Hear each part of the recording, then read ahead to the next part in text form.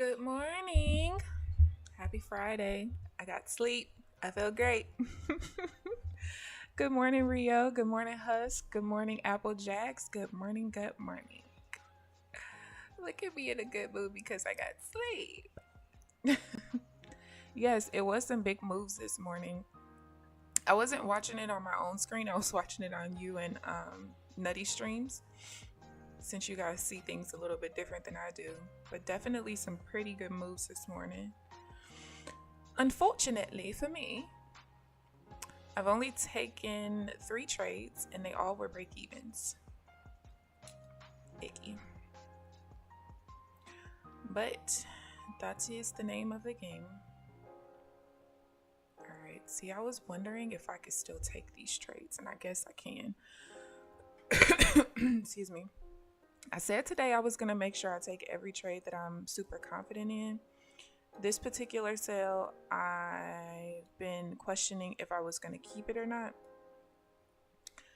So that's why I didn't trade it. But yeah.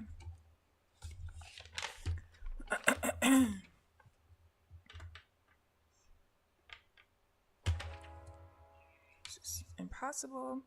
But yeah, so that was literally the only trade that I've sat out of so far this morning. All the 3 trades that I took, 100% confident in. They just broke even. One of them I had to manually break even because it was one of these where, got into a trade and a new rotation level painted, so I had to get out. It did end up actually pushing through it, unfortunately, but gotta stick to the rules, man. You sorted for 44 handles, you're done. I was just about to say, the NASDAQ must have been treating you well this morning, because you didn't come in talking bad about NASDAQ before you said good morning. So you must have had a good morning.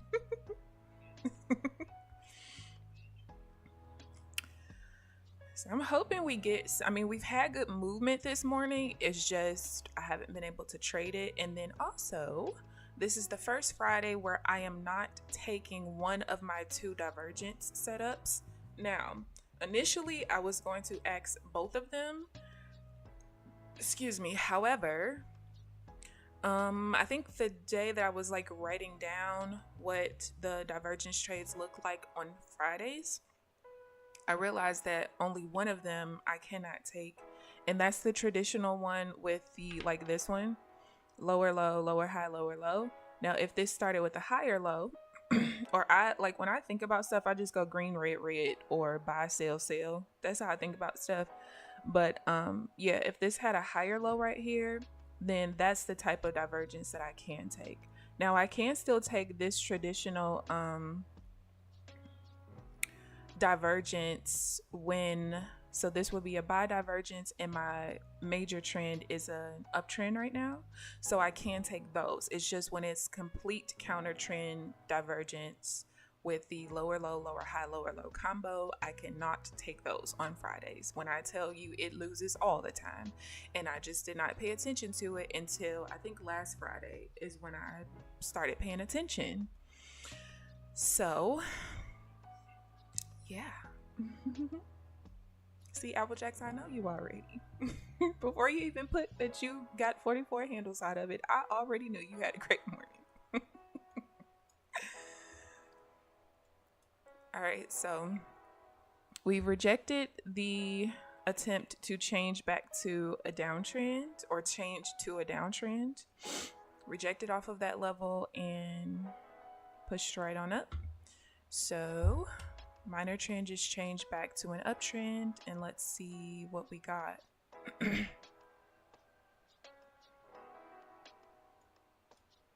244.72 is where, so you can see that the first level did actually change. And this is the one trade that I was telling you, I want to eventually figure out how I can take this. It looks like I would have to take the second bounce, but I cannot do my regular 18 tick stop loss. I'll need to double it so that it's basically below the low of this reversal bar. So I would get in here and then just ride it to this level, because basically one level changed to a downtrend but not both. So if we actually use this as a level of support, we should go all the way to the change level that changes it back so that both of them match again. So that's just something that I'm going to do over time. I'm not worried about adding that to my arsenal right now. But this would be, let's see what this would have been. That's 104 ticks from here to there. Not bad. 104 ticks and the stop loss will be like 32 or so. Not bad at all.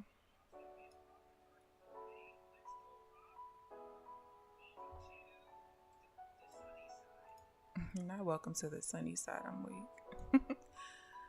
All right.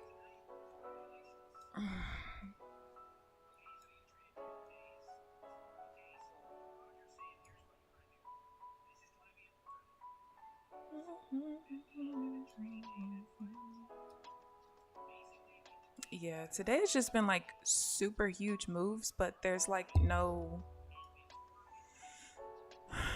there's not enough choppy, and you guys know I don't like choppy, but there's not enough choppiness to like give me the pullbacks that I want. I mean, we're moving.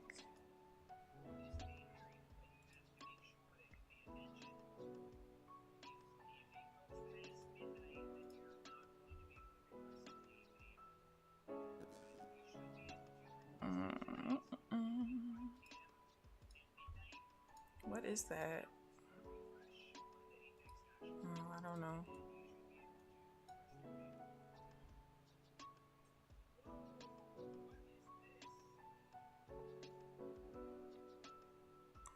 But then right now, the VWAP is outside of my minor level, so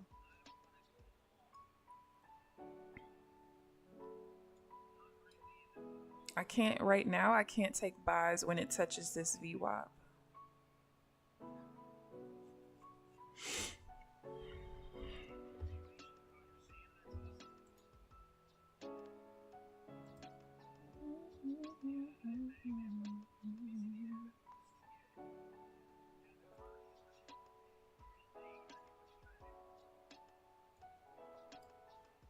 It looks like we're rejecting the downtrend and attempting to go back into an uptrend possibly. We'll see. Let me draw the second zone. We're trying to stay below, but anytime the trend changes like this and it immediately like goes back into the zone, there's a high chance that we're just gonna push through and try to continue the actual true trend.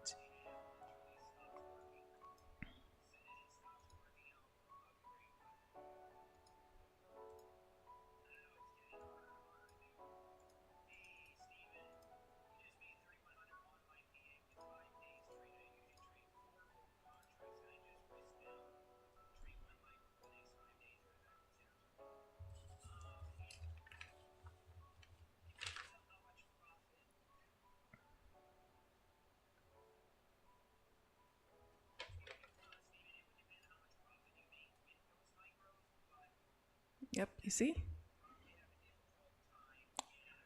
Literally called that one. I mean, we immediately attempted to get back here. So now we just need to break this to go back into the uptrend.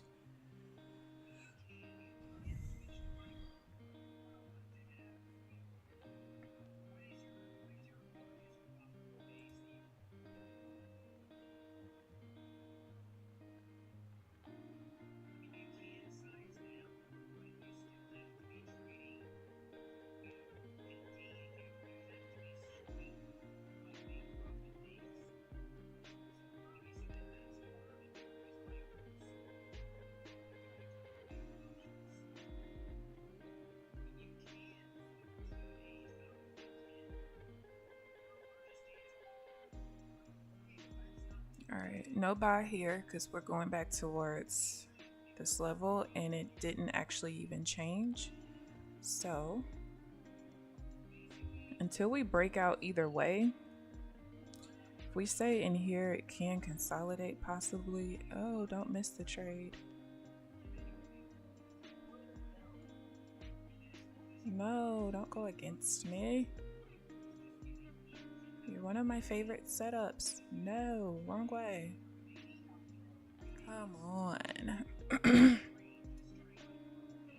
That's like, oh shoot. Come on with the lag. All right, there we go.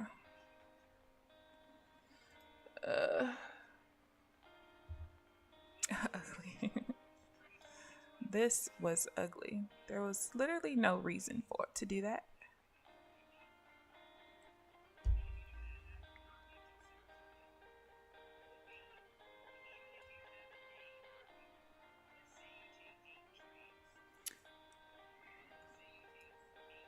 And that touched here.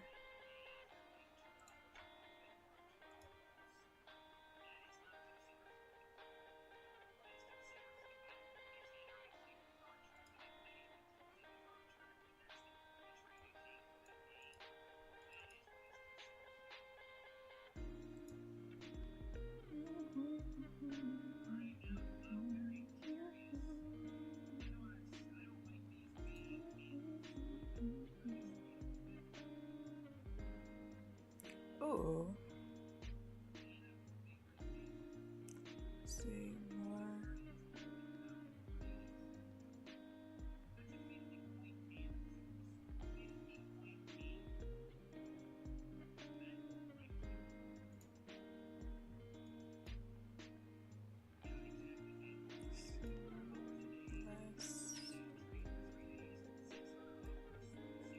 All right. Jesus Christ.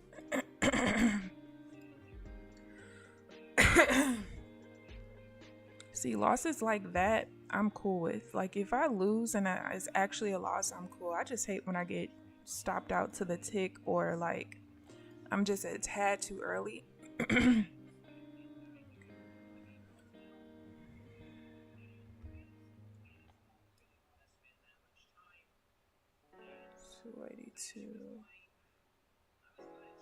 Less than 1213.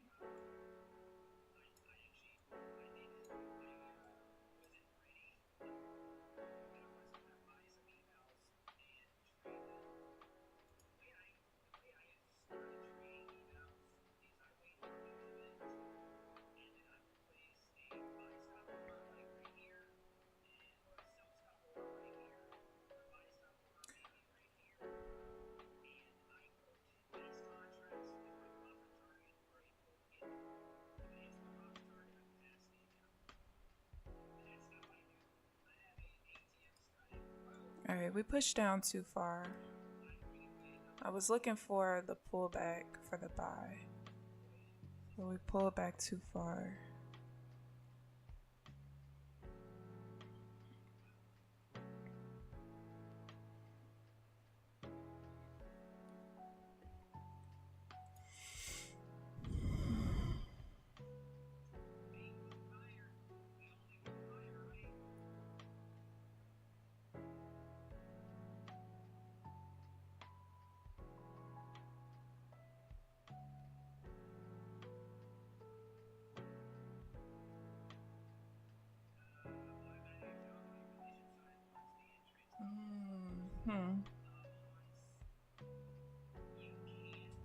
I might need to look at that.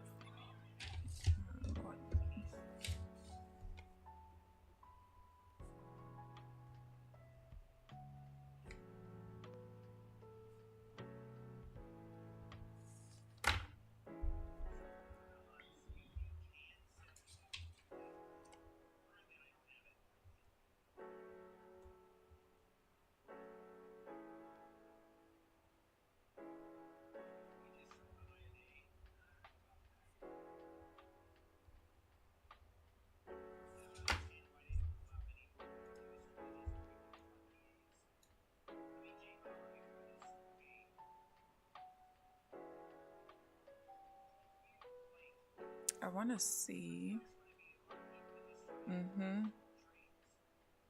So the loss that I just took, right?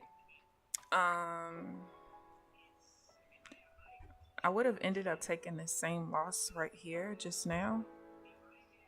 Essentially, and I know that I don't have like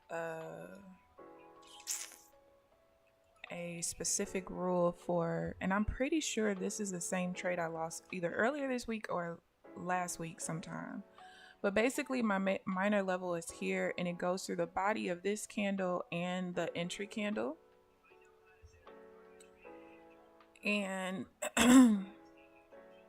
before, I didn't have a specific volume pattern that I was looking for with that, but I think that I need to have it, and it makes sense why I need to have it. So I'm gonna go through and look at my back test for that specific thing because this type of pullback, higher high, higher low, lower high, this pullback is literally probably my most popular setup. Like, it sets up more than probably every other setup I have, except maybe the traditional, higher high, higher low, higher low, higher high, higher low type of setup. So I need to look at that for sure, because I'm pretty sure that's been causing me issues and I haven't been paying attention, because that legit was the same exact setup and would have lost. I would have got wicked out to the tick. Well, not to the tick, a couple of ticks, and then it would have went from there. So we're going to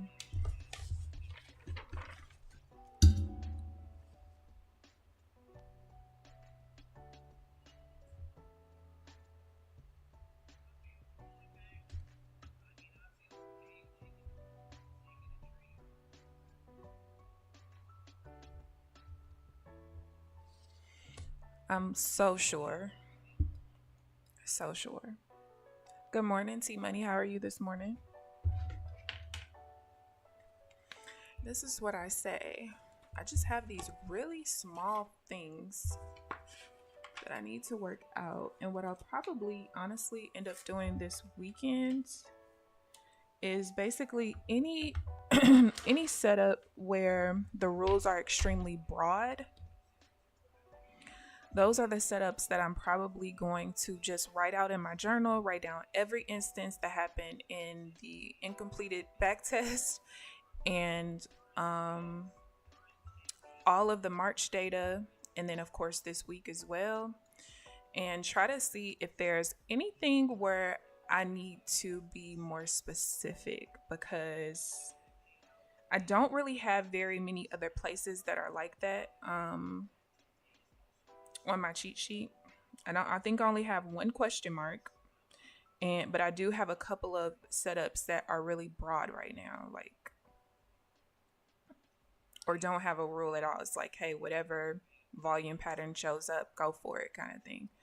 So yeah, 383.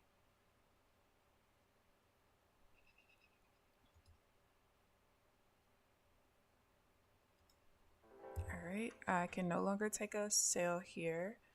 Overall trend bias is an uptrend, and we just pulled back to my minor level, so I can't take it. That's a pattern that I noticed.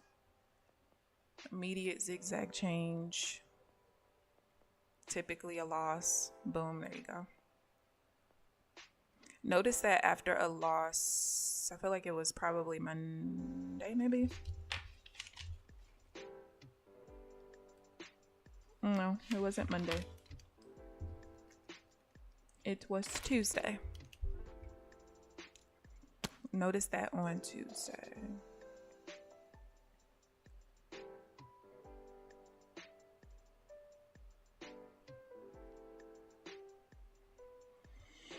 I wanna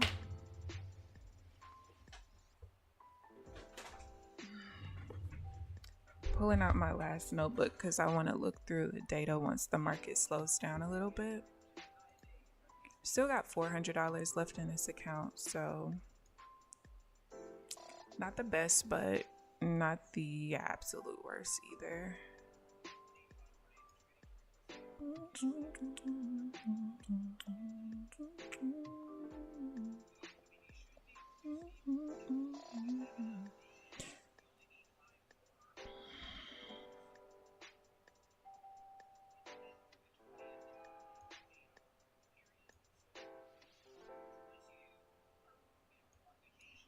No sale here.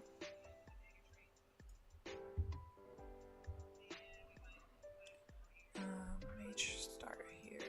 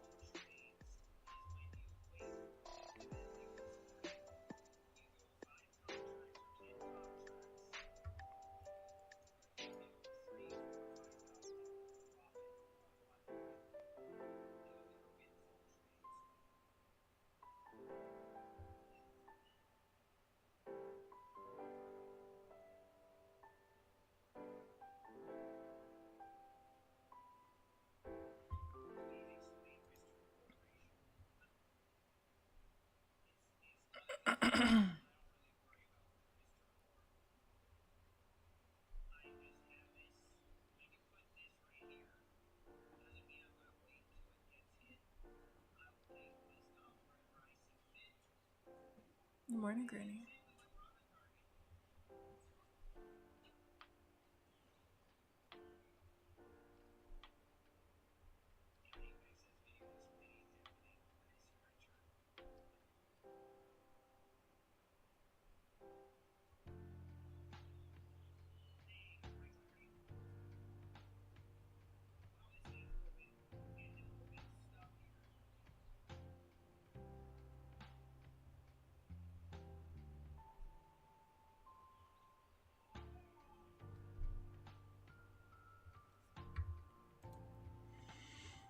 All right, let's see what we got here.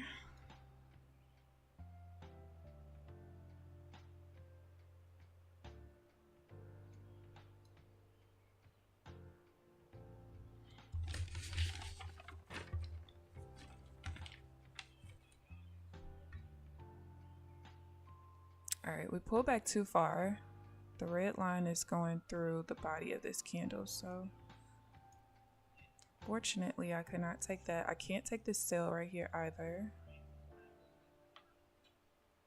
And it would have only broken even anyway.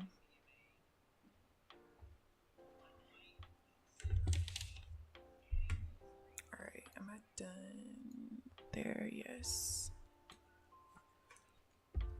Excuse me. Morning, Truth Seeker. How are you? Sorry, I'm looking through my notebook because the one loss that I took today, I know I lost like this last week sometime. And it's one of my setups where I don't really have very strict volume pattern rules. So I'm going through to see if I need it, which I'm pretty sure I do. So that's what I'm doing right now. This week's price section has been crazy, especially that sell-off yesterday. Yeah. I was watching probably Nutty's stream when I saw the big sell-off, and I was like, yo. I looked at that drop and I said, I know a bunch of people probably just lost their accounts from that, because what the heck? We're in the uptrend bias, but we should, yeah, I was just about to say we should switch. We rejected on the bottom of the major level up there, so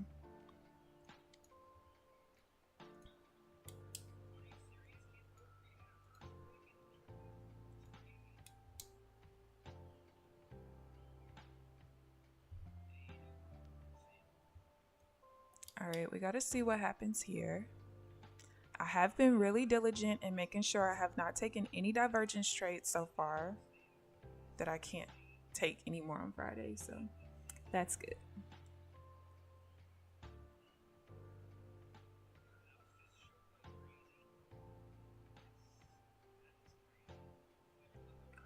All right, let's see, 3. And see, with this particular setup that I'm having to go through, I should have quite a bit of data to help me figure things out pretty fast. All right, divergence here. That's a no.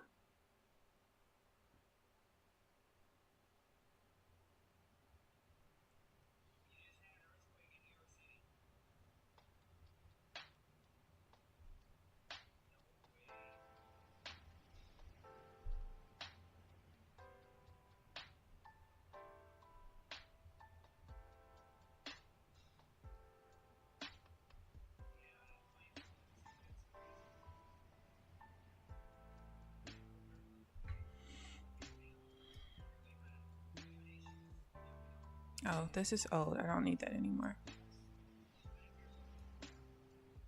Oh, that's more than a little pullback.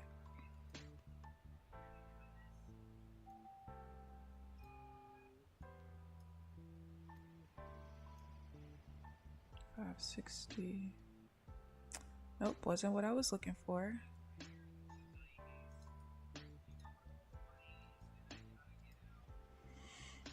Wasn't what I was looking for.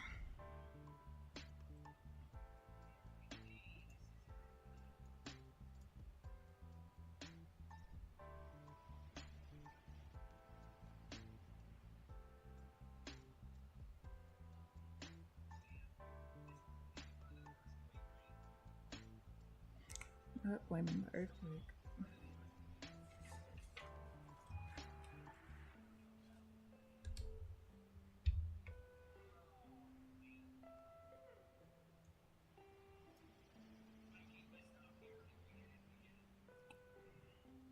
This is so annoying because I've had 2 divergence setups today so far, and I set out of both of them because the data shows that Fridays are not great for it, and there's another win. So I might have to go back through the data again because it could be something else that I'm missing out of, because I did make a change to my divergence requirements, just a small change. Basically, what was most important was when it's hitting new highs and lows. I had like a pretty broad volume requirement for the setup. So now I'm wondering if I'm okay to get back to trading divergence on Fridays. So I'm gonna make a note of that too, because honestly, you guys, I should be 100% good to go on Monday. Literally everything is small stuff, which is a good thing and a bad thing at the same time, because when it's like little small nuances, it's like, bro, why didn't I pay attention to this before? But because it's such a small thing, well, that's exactly why you didn't pay attention.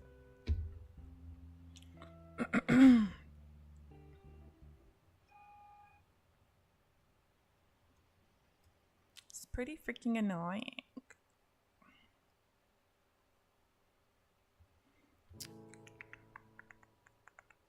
Is that the first touch? Yes, it is.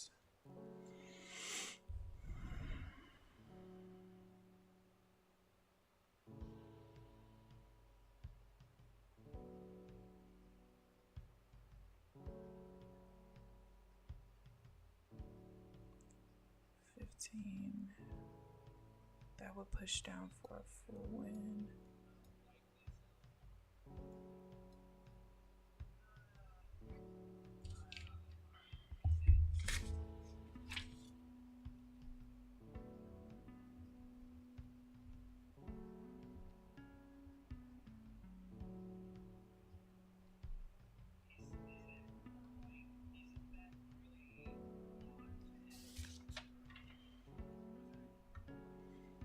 All right, still nothing right now.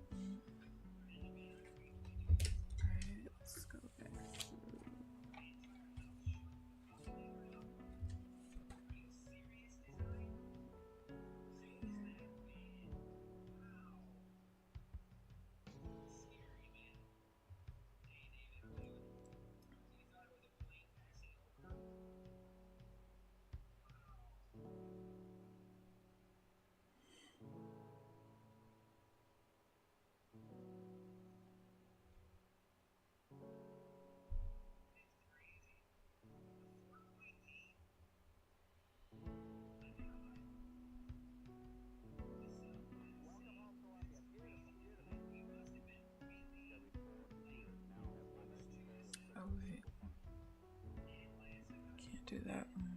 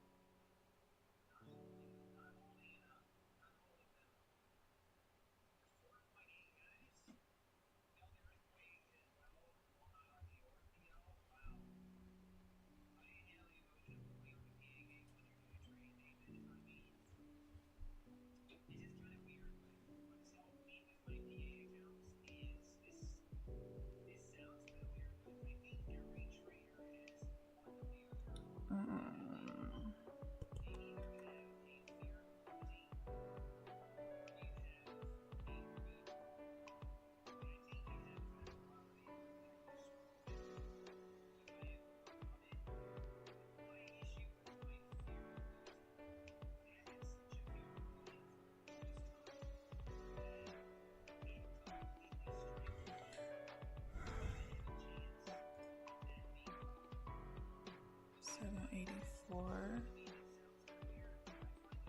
Wait, I mean 786.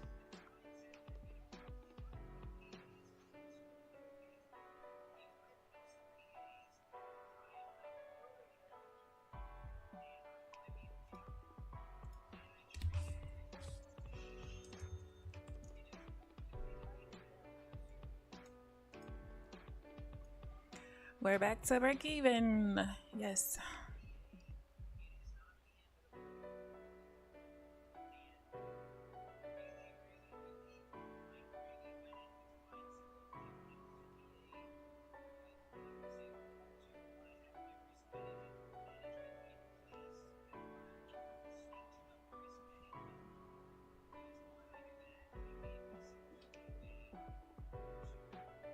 I'm not going to get into this sale. My overall trend bias is a downtrend, so it's not counter trend, but I would have to break even when the zigzag changes, and well, it hasn't changed, so let's see. I don't like how this green level is going through the body of the candle.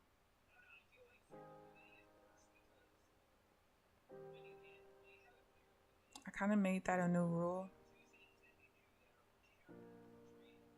but it's a little bit different though. I think it really only counts for like, so I could have taken it. I think it really only counts for like the first time it touches it. So like when this level changes from the thick lavender line to green, I can't take it the first time if it goes through the body, but this is a little bit different because it's a clear like double top rejection, so I should be able to still take it there. So I'm gonna just put like question marks on my chart right here and put that the zigzag did not change, so that I know when I'm writing it down, when I go through the journaling part, it definitely would have been a full win too.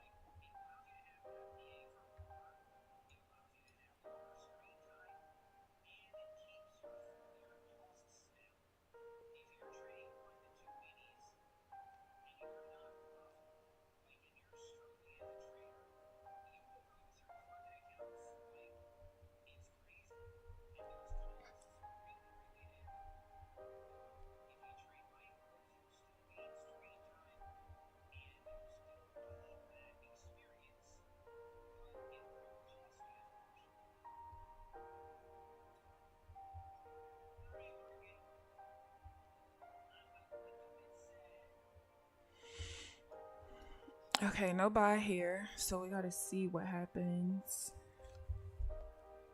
And of course I can't take the divergent sell either, so really I'm just waiting to see what we do here.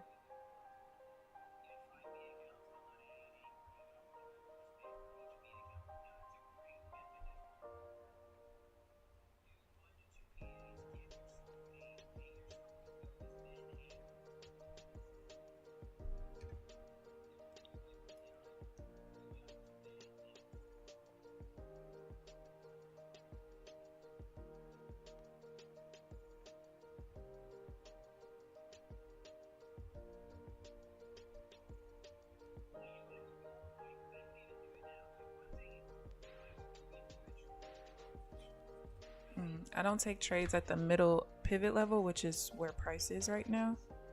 We need to get away from that.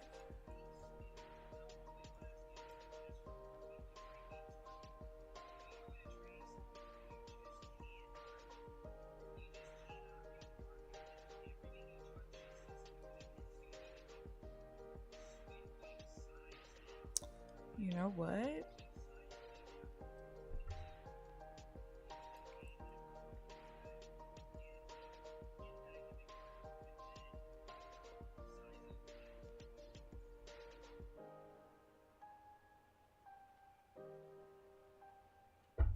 It's not there.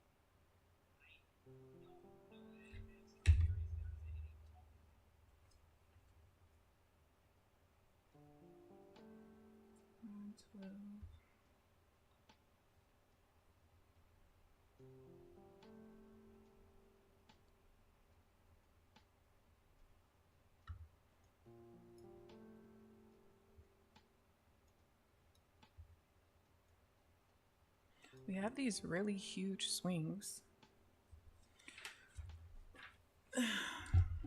And I just need a little tiny pullback. That's all I need. 10:07.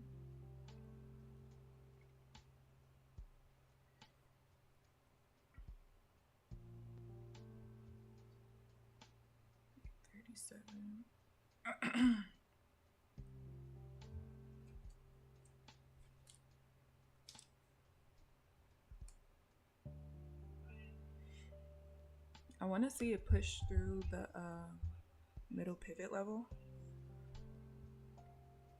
36.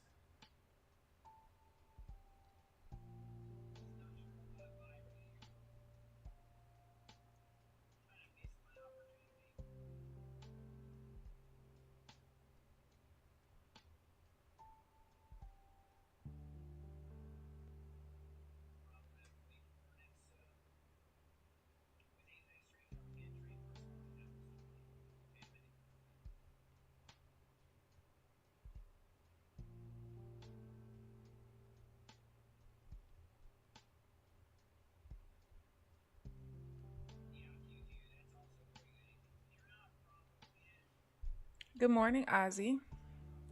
Sorry, I'm over here back testing a little. Yeah. Going through my back test stuff.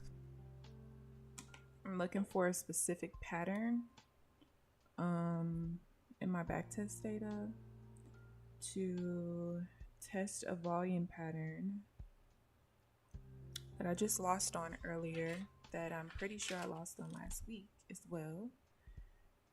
and I never paid attention to the volume pattern for this particular setup. I just kind of have on there any pattern, but I think it needs to be restricted, which almost all of my setups are pretty restricted, so this one needs to be too. All right, that is done. I got like three more weeks of data to go through.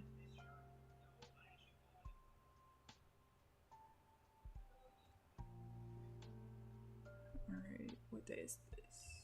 18th.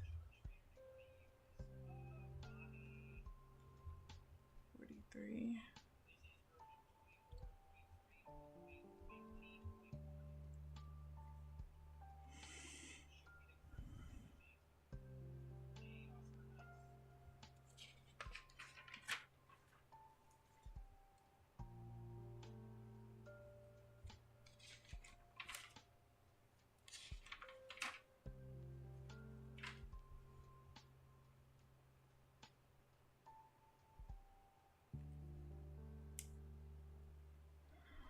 We've been stuck in that little candle for a while. There's 1800 volume in this one candle. We've been stuck in it for like a little over 2 minutes now. This is why I don't really take trades around this middle pivot level.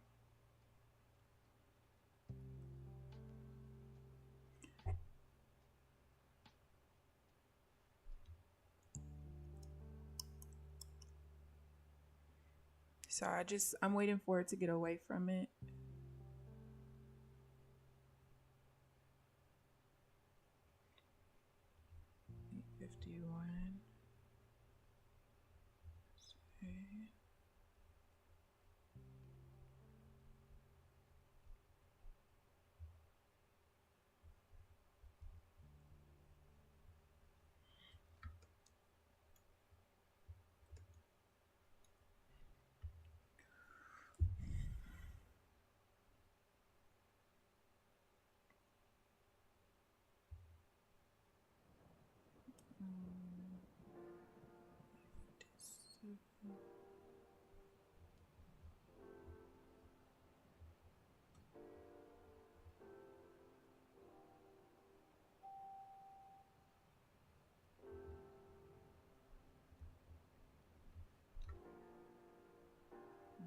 Pull back too far.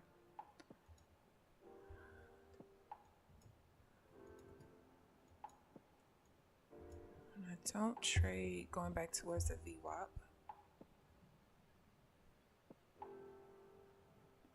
57.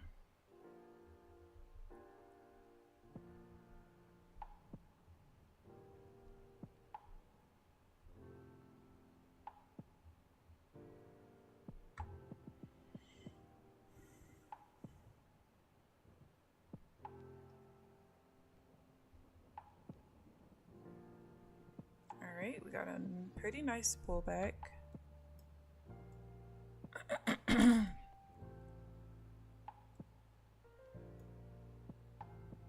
And it looks like we're trying to get back to the middle pivot level. All right, 851.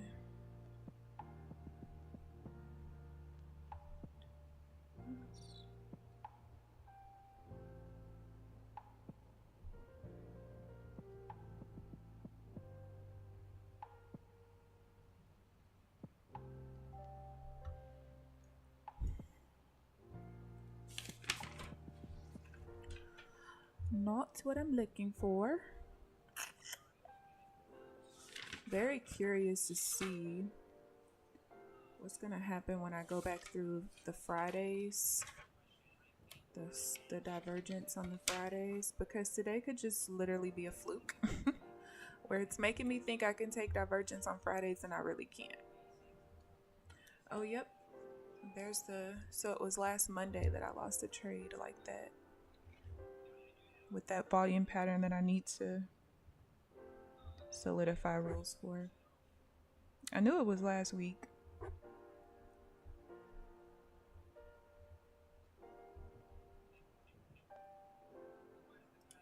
Yep.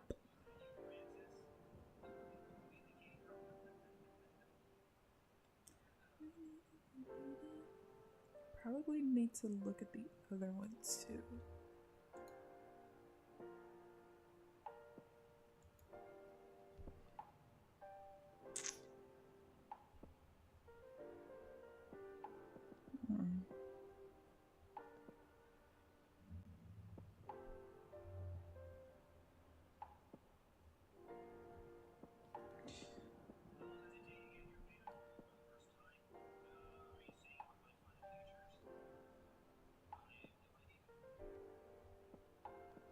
Yep, I'm gonna have to look at the other one too.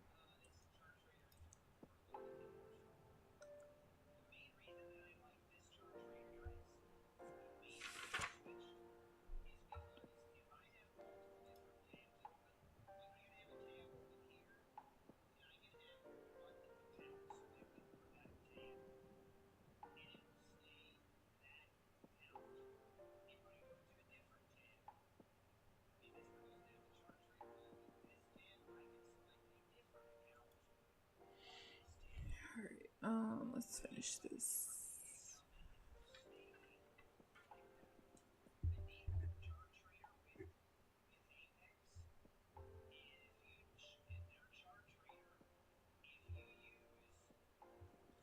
It's not the chart trader with Apex. I think you meant the chart trader with NinjaTrader.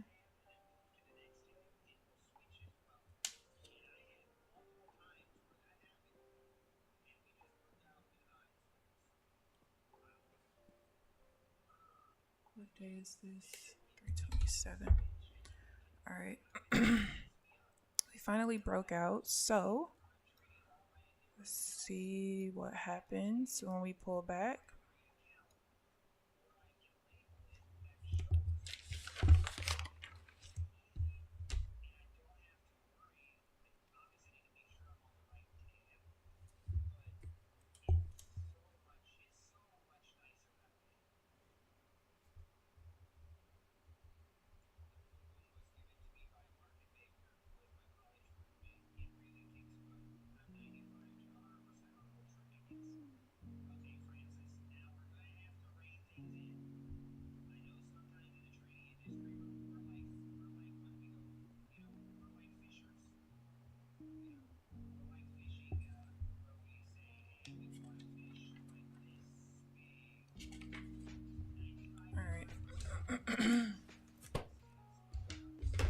That's done, over with.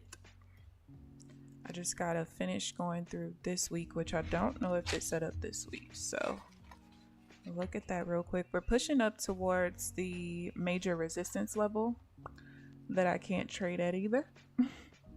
I just try to avoid the major support and resistance level, the middle pivot level, and that's really it, I think. Oh yeah, just those three. Just those three.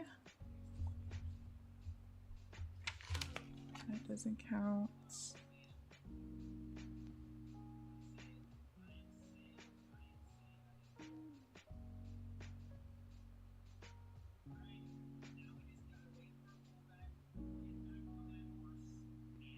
Okay.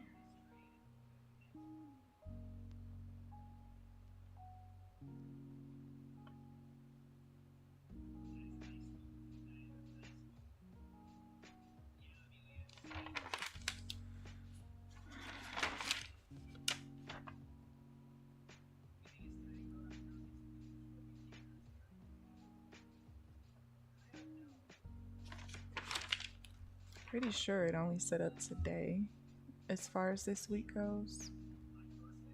Oh wait, no, I got one more. It set up yesterday, but it set up the way I'm projecting it needs to set up. What time was that? 8:30.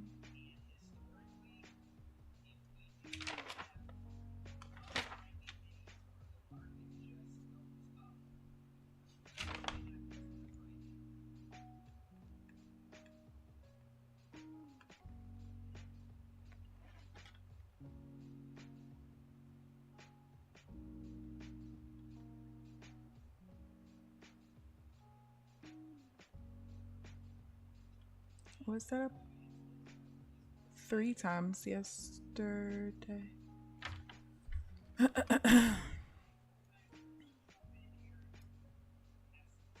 Oh, I can't take this buy. We'd be going back towards that resistance level. All right, so 904.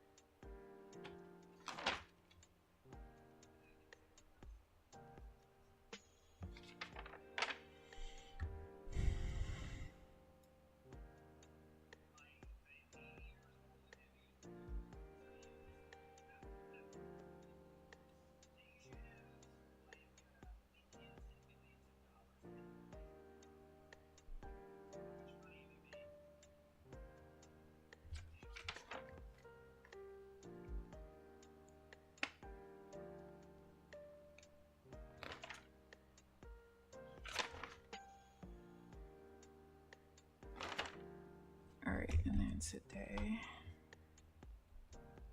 I don't even remember what time that trade was. I gotta go look. 9/11.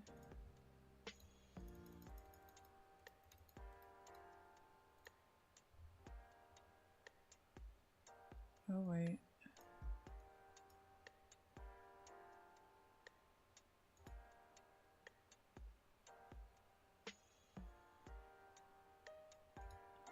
I could get into a buy right here, but I feel like I would need to break even at this major resistance level. I don't know. We don't really trade near the levels that much. Oh, I guess I didn't need to. That would have been a full win. So easy too. Yeah, I just wasn't sure if it would be able to push through that. Applejacks. Tell them I'm not interested. Oh, that sucks that I sat out of that. Like literally the exact volume pattern I'm looking for. I just didn't know if I had to break even. If it was a regular resistance level, I wouldn't have cared about it. But this being the top of that zone, I didn't know. I didn't know. 4, 5. All right. 4, 5, 9, 11. Let me go to that. 5, 9, 11.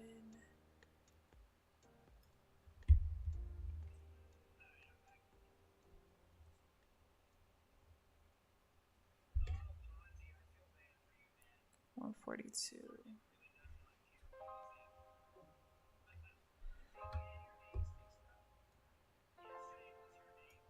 All right. Okay. I've already written down all of the trades for that particular pattern.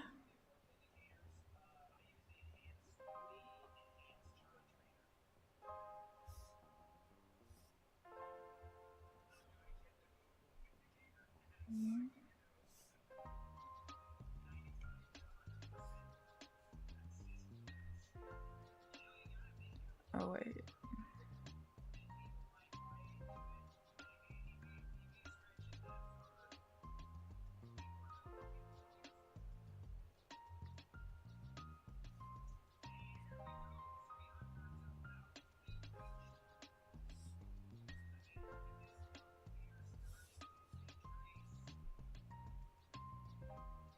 Next week is CPI. I swear that just happened. I promise. It's like when people start talking about the major news events for the week, I'm like, didn't we just have that? Why is it back again? Why? Go away. But you know, I like the big news event weeks and days. That's my preference. All right, so clearly this volume pattern works. Now let's look at the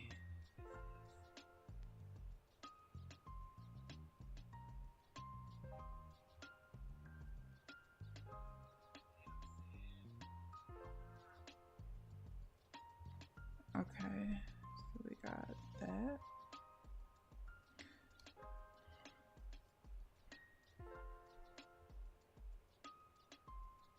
That.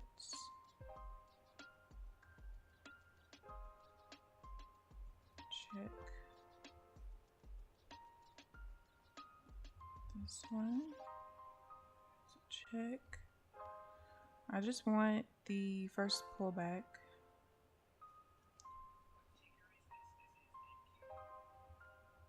Check.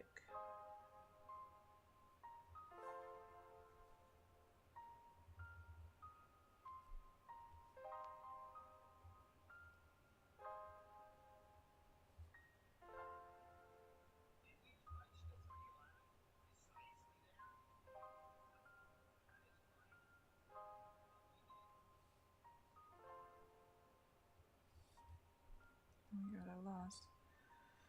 Well, it actually looks like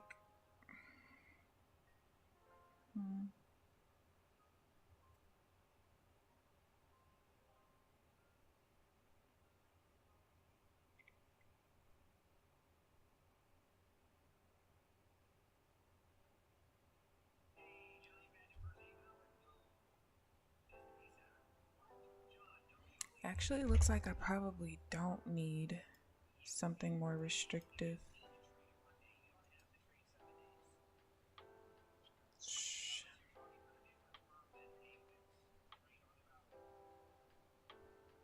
Oop. Here goes the crazy after 10 movement.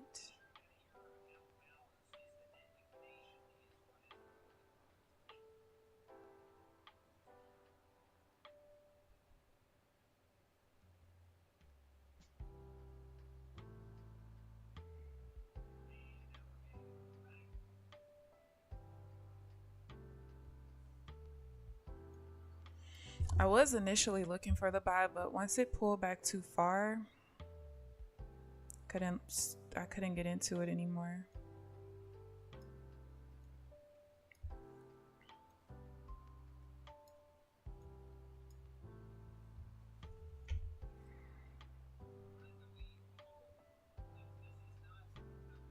This is not real. Why is the market moving like this? There's nothing there, nothing there.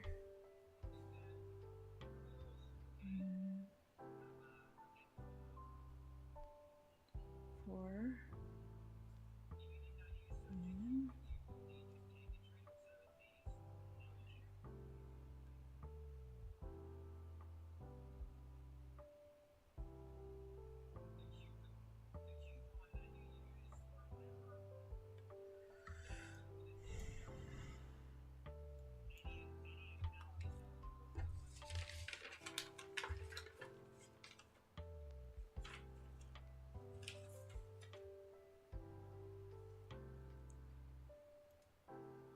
Yesterday's pump and dump truly confused me. It confused a lot of people.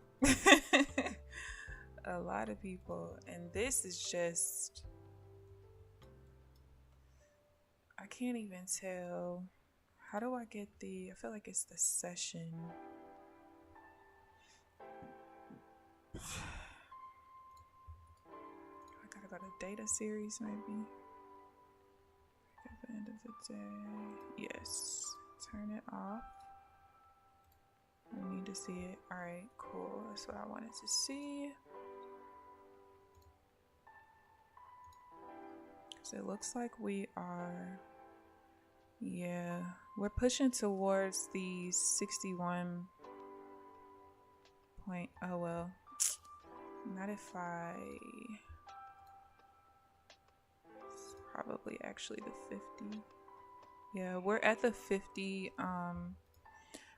fib level on the 4 hour. That's what it hit up here and started reversing.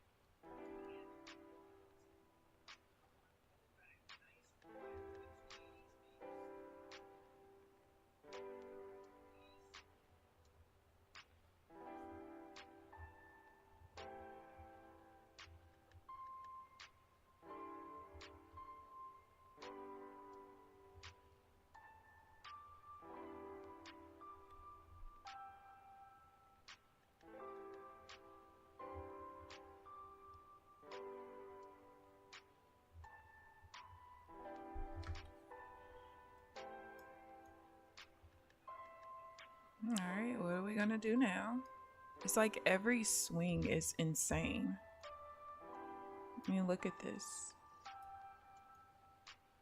Then when we do pull back, we typically pull back further than I want to see.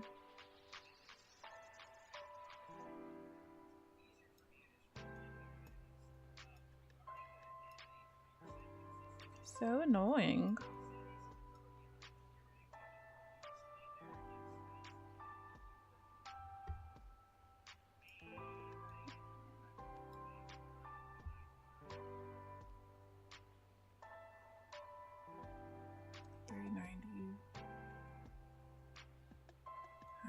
Pull back too far again. I was looking for a buy if we bought like around there.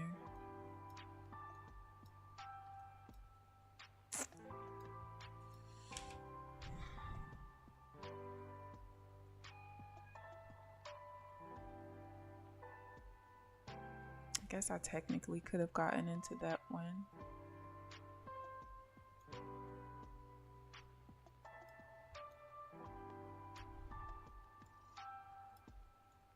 Yeah, technically I could have.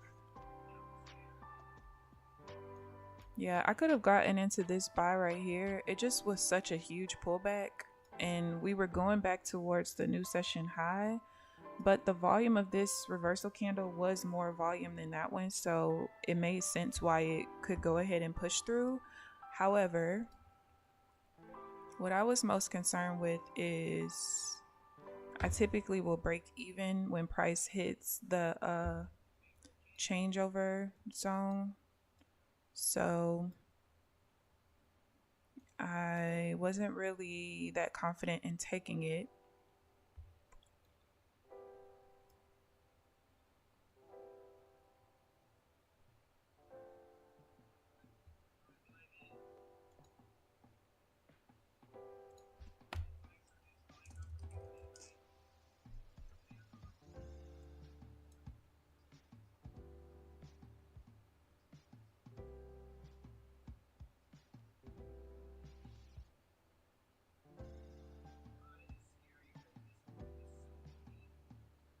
Alright, so I could have taken it.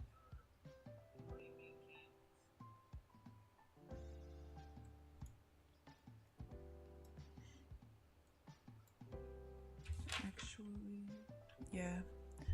So, this trade was kind of the same thing that happened, I think it was yesterday that I sat out of. I sat out of it twice yesterday. One broke even, one took profit. So we're at the bottom of the zone, right? And I talked about how, part of my rules right now is I can't take any like regular pullbacks if it is basically rotating over the bottom of the zone for a sell or the top of the zone for a buy. However, because this zone was not fresh and new anymore right here, like the zone was created right here. This is the first one that I cannot take. Any other ones that happen after this, I'm fine to take. But I wanted to sit out of it just one more time to make sure, because I didn't want yesterday to be a fluke.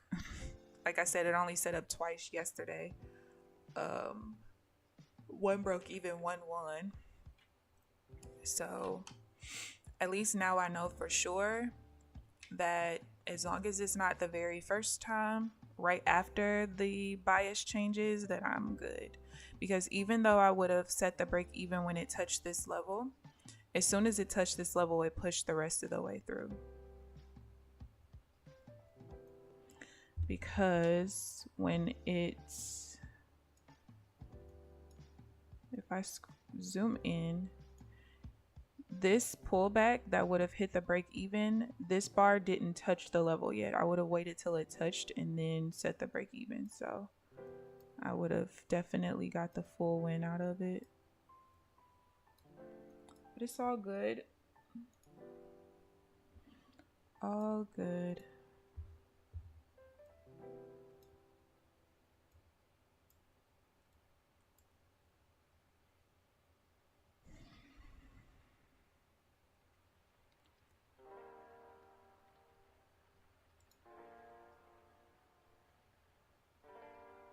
What is he gonna buy? Yeah.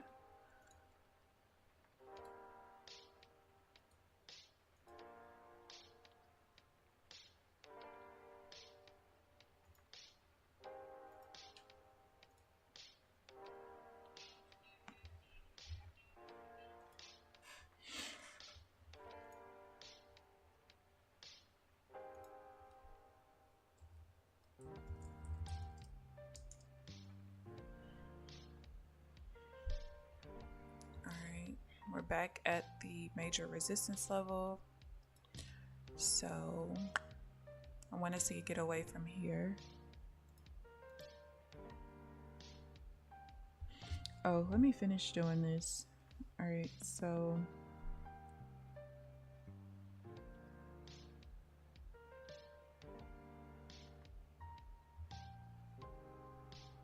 one, two, three, 0, 3, 0. 1, 2, 3, 4, 5, 1, 1, 0.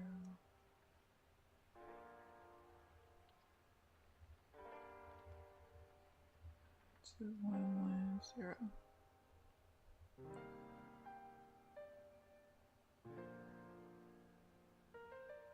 1, 2, 1, 2, 3, 4, 5.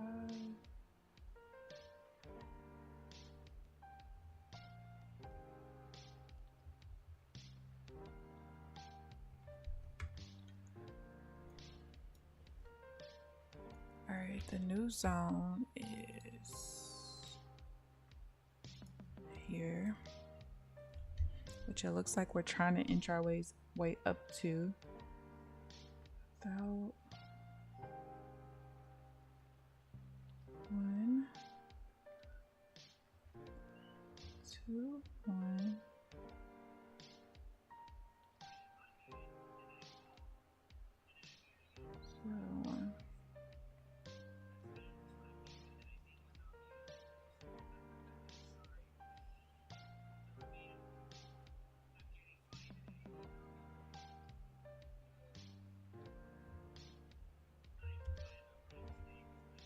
All right, my thought process was right. So it needs to be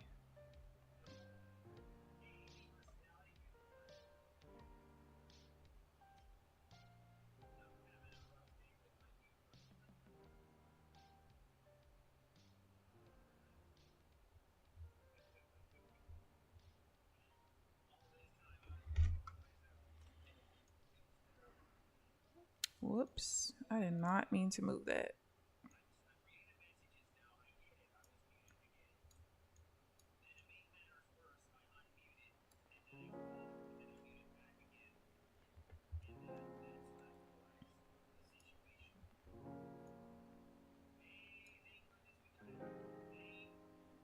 All right, looks like we're trying to actually push down.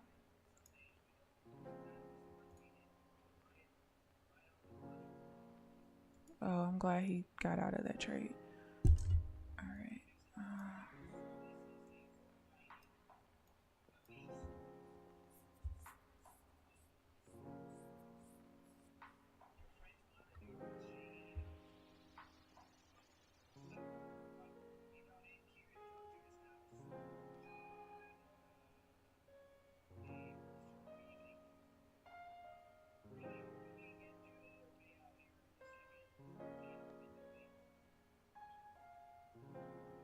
All right, that wasn't what I was looking for. You talking about lunch and you're an hour behind. I know you'd be thinking, yeah. But you know what? I've been intermittent fasting for probably 5 or 6 years now, probably longer than that. So I typically don't break my fast until 2 o'clock. Sometimes as late as 4, just kind of depends on how I feel.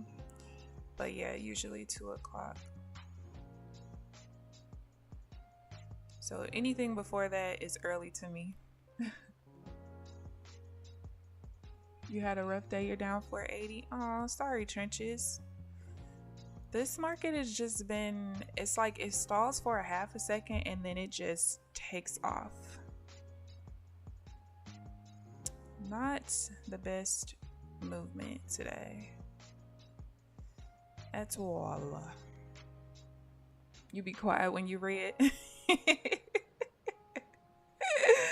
Listen, I feel it. I feel you. Had a double bottom, double top combo. Everything else set up the way I wanted to except that. Although I highly doubt I would have gotten filled anyway. but you guys know I don't take those.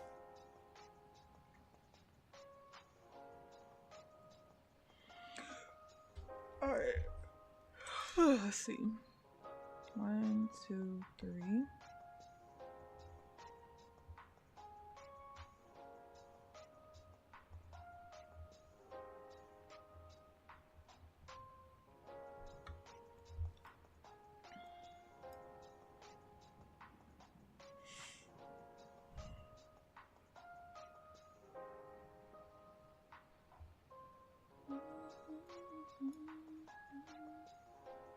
Definitely will look for the sell on the pullback, as long as it's what I'm looking for.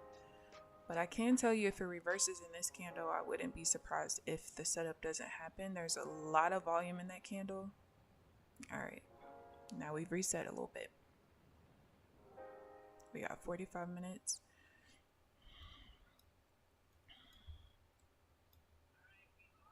It's like, I like the volatility. I mean, we have 400,000 volume today so far. That's a lot. Typically by now it's probably like maybe 250. So we have the volume and the volatility is there. It's just it's either not the patterns that I'm looking for, or it's just been trading at levels that I don't want to trade at.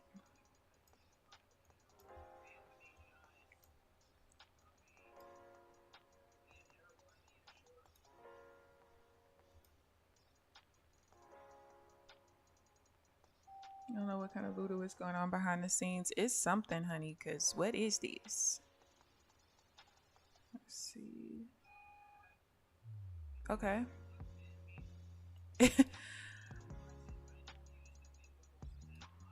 Goodness.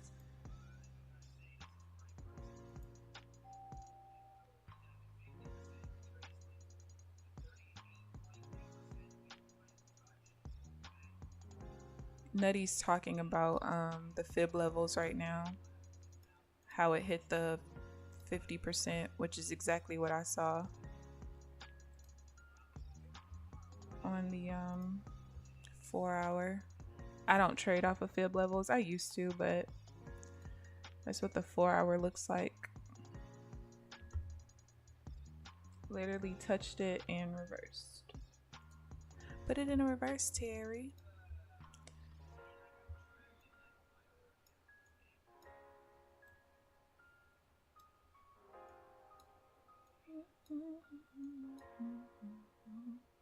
Oh, let me finish doing this. Because, girl, what are you doing? Alright, 1. That doesn't count. That doesn't count. 2, 3. Top level. 2101. 1, 2, 3.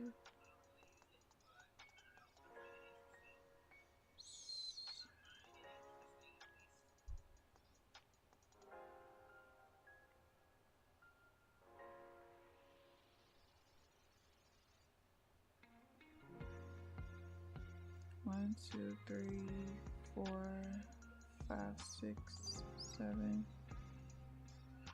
All right, yeah. So that loss basically makes sense. So I am looking for a specific pattern unless it has a level attached to it, which the loss that I took did not have a level attached to it.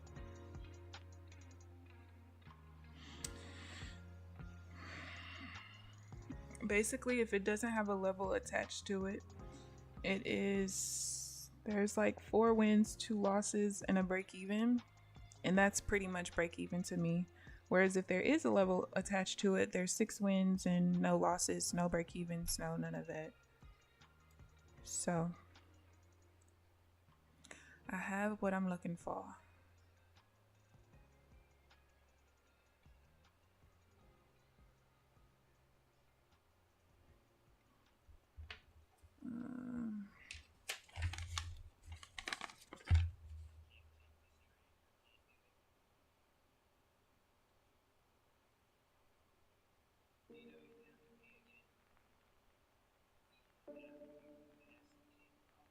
How do I want to write this out?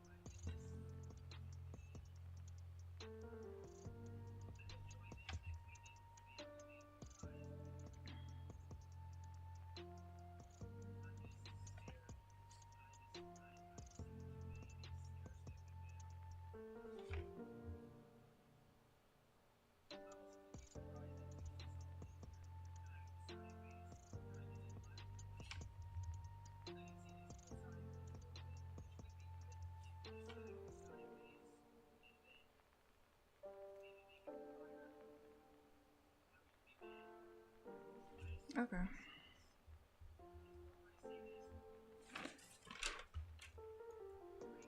All right, let's see what we got here.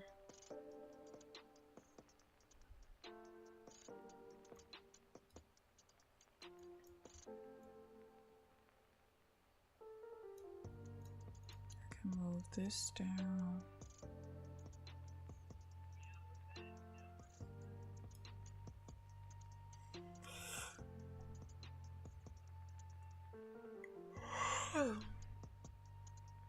I don't want to take this sell. Sometimes I look at ES and YM in relation to the Nasdaq. What are you typically looking for when you're looking at them in relation to each other? It's already there on Trading.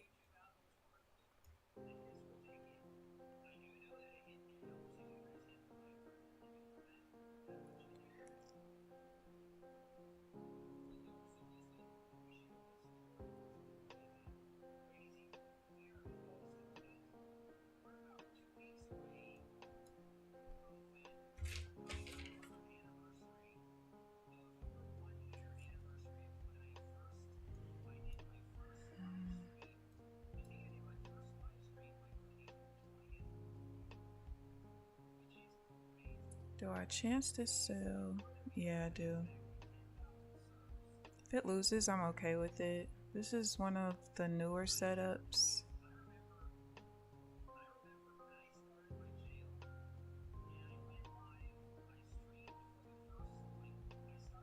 If it loses, I'm okay with that. So I don't all the way know how I want it to look. At this point, I'm just... It didn't all the way look the way I wanted it to, but it is what it is. I told y'all ahead of time if it lost, I was okay with it, and I am. Although I could have ended the stream break even if I didn't take it. It's cool.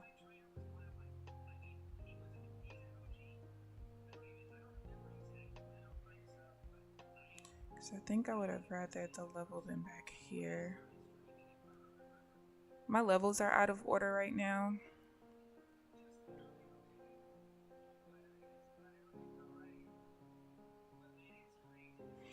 I'm tired. I started the stream with so much energy, but this market just makes me so sleepy.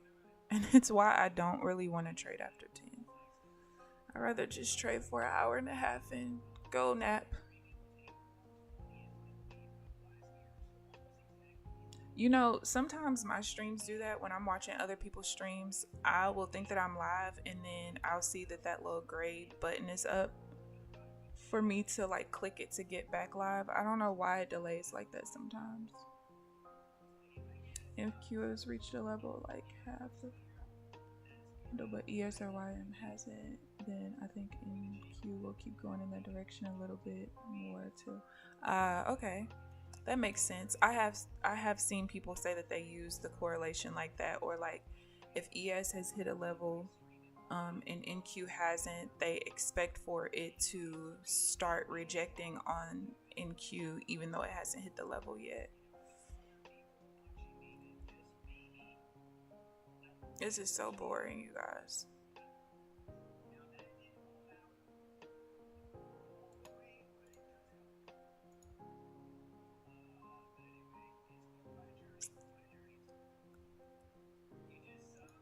It's like the last...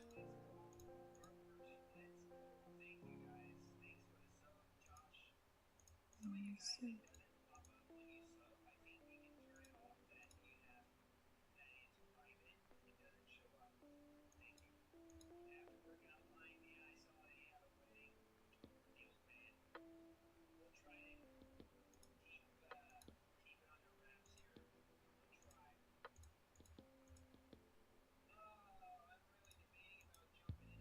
Sorry, y'all. I was just looking at something.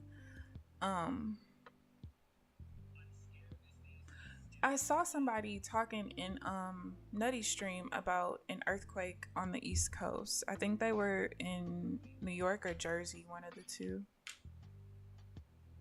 I've only been in an earthquake one time to my, probably twice, but I know at least one time to my knowledge. And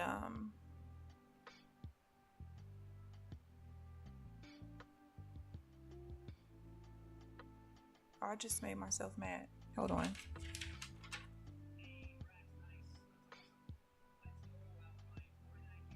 Oh, never mind. It was when I was living in Springfield, Illinois, my very first year of college, and I slept through it. I sure did. Definitely slept right on through it. Earthquakes are no joke. They can do so much damage. You're in Boston? There was an earthquake in Boston as well? Goodness. Nobody looked concerned. They're like, oh, this is normal here. You're watching Trader TV Live. They was talking about the ground shook in there in Toronto. That was a big one then, because I think whoever said they're in Jersey or New York said that wherever they was, it was an 8 point something. I feel like that's what I heard. Because I have Nutty playing on my laptop, but I don't have it super high. But I know that I heard him talk about the earthquake because somebody came in the chat talking about it.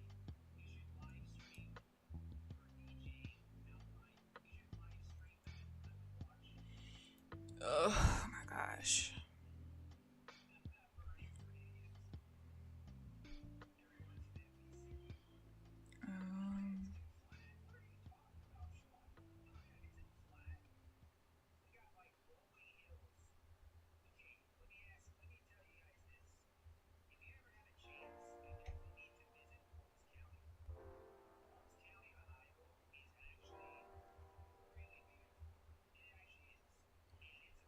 All right, so I was just writing down in my journal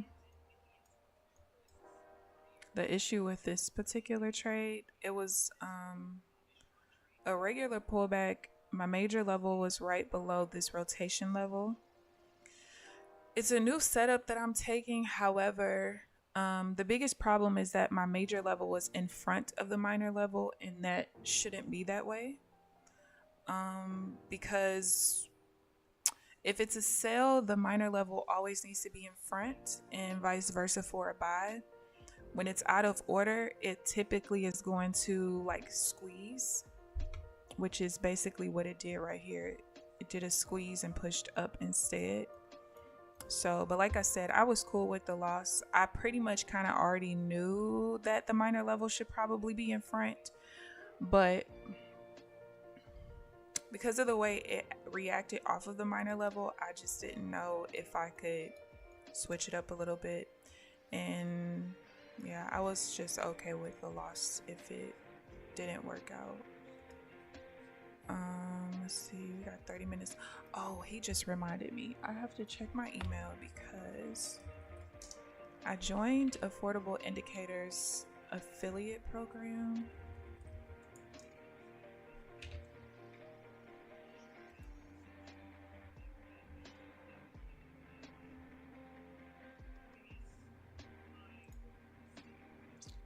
I don't know. He said that he was going to email me more information. I don't think he did. Alright, no, he didn't. So I need to hit him up.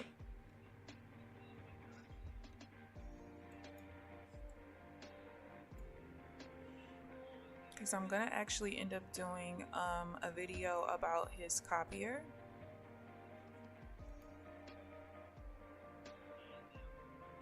And I wanted to make sure that I got set up with the affiliate program before I did. Because if it's gonna give people a discount, why not? Why not? I don't know if I want to take a nap when I'm done, or I did just create a new build on 2K last night, so I could go in there go walk into the wreck or something. Oh yeah, y'all, let me tell y'all what pissed me off recently. So I have a TikTok shop, and my TikTok shop got suspended for a very stupid reason that's outside of my control. Because TikTok shop is so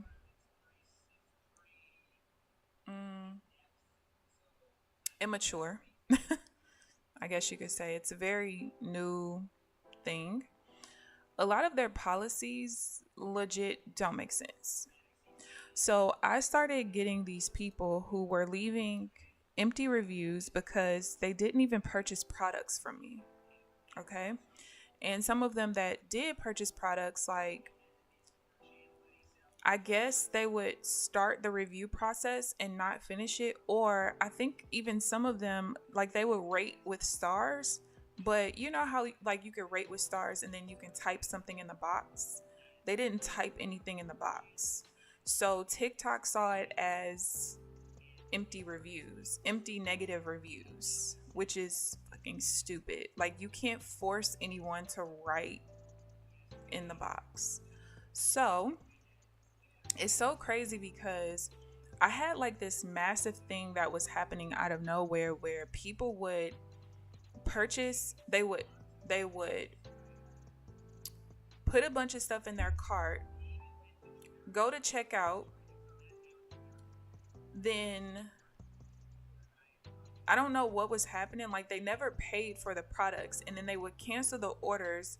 But TikTok saw it as like a bunch of people being refunded, but there's nothing to refund if they didn't even purchase the freaking products yet. So I just started getting all of these violations on my TikTok shop, which was very irritating because I ended up going from the standard 15-day settlement to an 8-day settlement, all the way down to a 1-day settlement, which is the best settlement. And basically with the 1-day settlement, you get paid out, your money for the sale the day after it is confirmed to be delivered to the client or patient, customer. I'm in nurse mode. So anyway, out of nowhere, I went from a 1-day settlement to like an 8-day settlement. Mind you, right before this, like a week before, the guy who runs the group, he was like, man, I wish we could clone your shop. And my shop was doing really well, like the best out of everyone's. But then once I got the massive like refund thing with people who didn't even purchase the freaking products, and then I started getting all these freaking violations for empty reviews, all of a sudden my TikTok shop is suspended. And I told him, I said, what's most frustrating is the fact that it went from you wish you could clone my shop because it was doing the best to me being the only person who has a suspended shop now for literally nothing. I think that was like the most frustrating part. It was nothing on my end. It's not like we weren't delivering the products on time. Like, it was none of that. So when they shut my account down, I had like probably $2,600 that was still on hold, right? So I'm like, all right, cool. Are they going to release the money? I'm told yes.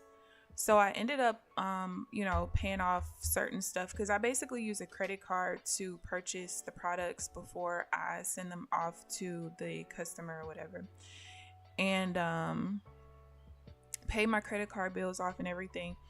And so I logged back into TikTok shop a couple of days ago, and I noticed that it's showing that I have no more money on holds, but I didn't get any of the payouts.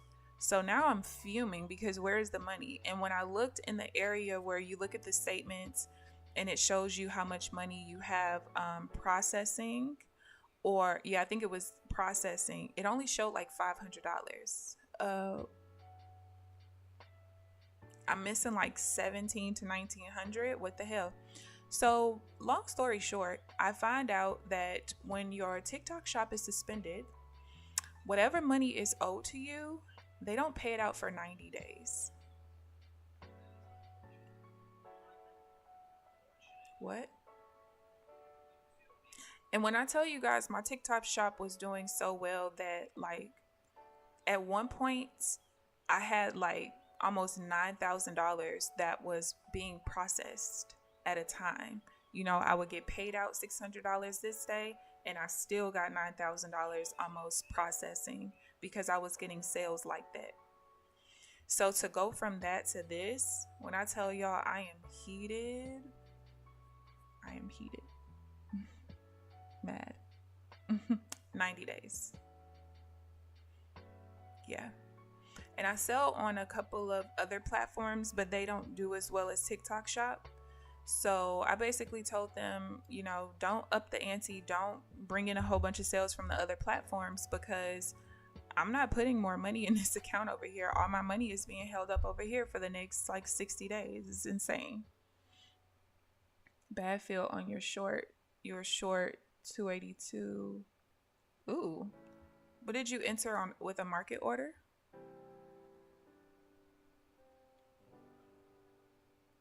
Yeah, what platform are you on?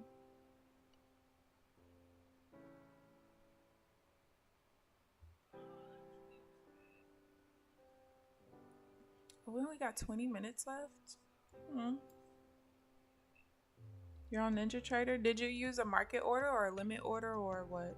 And also, do you have Trading with NinjaTrader or do you have Rhythmic?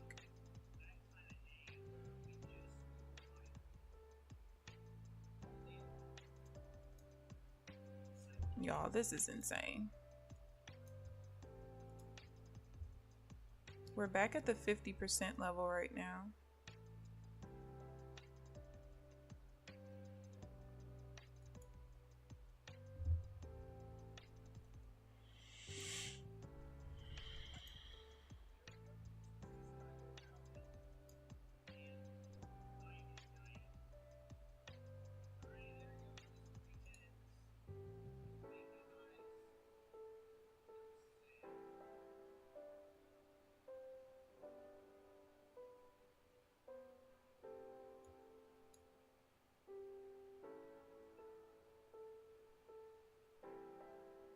I am looking for the buy if it doesn't pull back too far, which it looks like it might. If it doesn't though, I am looking to buy. Alright, well that's that. That's gone.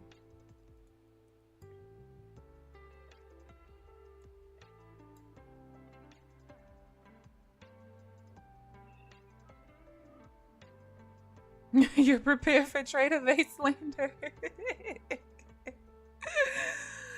I actually was helping someone yesterday. They blew all their Trader-Vate accounts and accidentally bought 5 Rhythmic accounts. So I was helping him set up NinjaTrader, and it took forever, baby. Oh my god, it took forever. But it was because he had missed a step with like checking something off with the multi-provider or something. But we got him up and running, and he was just like, this is so old school. TradingView is so much better. I'm like, I hate TradingView. And he said he's into photography, so he's like, this is like Canon versus Nikon. He didn't like the way the candles were, but I did find a chart type that he was able to download for free to make his, because he likes for the outline for buys to be different from the outline of sales, and he wants the wicks to be certain colors, and then he liked to change the opacity of the bars. So I was like, hold on, no, because I found you something to make the charts look the same in that aspect. So I was kind of showing him how like to use the chart trader and stuff like that, and I told him, I was like, it's really not that bad. It's not, but you know, it's all with what people's preferences are and also what they're used to. I didn't feel like TradingView was user friendly at all, but then there's people who feel like NinjaTrader isn't user friendly at all. So it's just all based on the person, really. Using NT and Trader-Vate, you got in at 282 and cover it and made money. Yeah, it's probably the trade of a aspect of it. 470.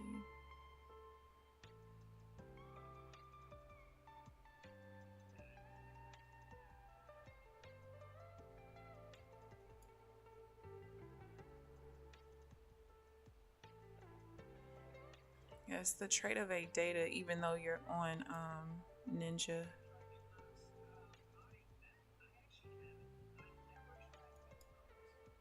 All right. I was gonna get in there, but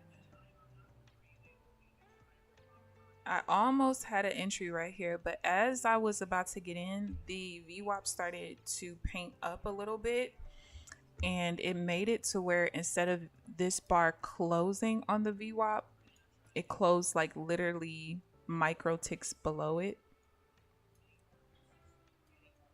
which invalidated it. And you could see I would have lost on that wick right there.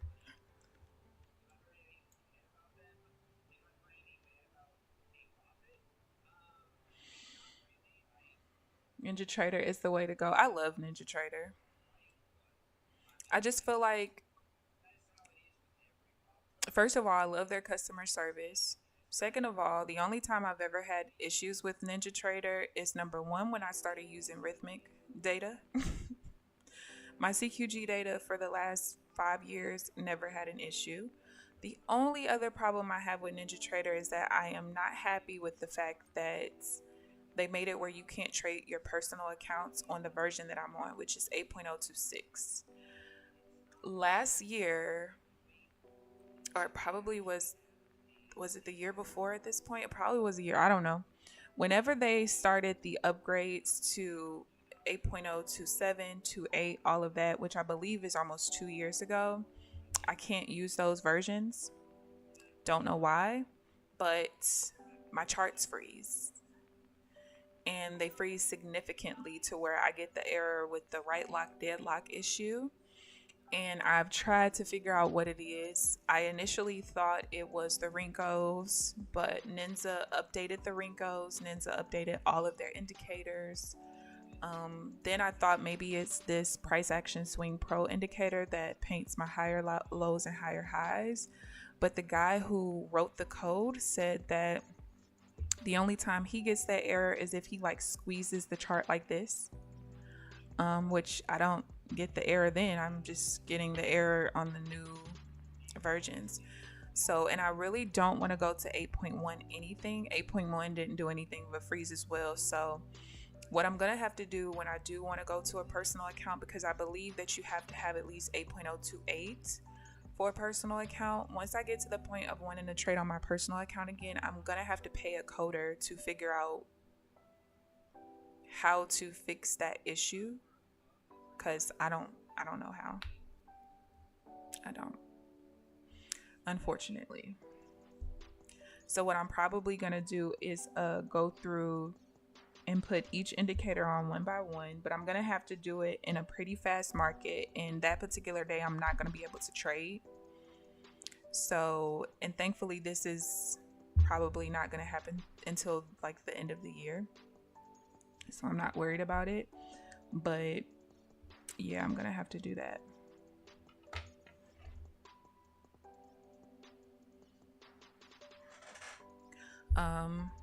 Go through one by one, figure out which indicator is causing the issue by just having one indicator on at a time. And once I figure out which one it is, just pay the coder to fix the issue, which hopefully they know how to. So we'll see. But yeah, I've never had an issue with NinjaTrader. I love the ATM. I love everything about Ninja.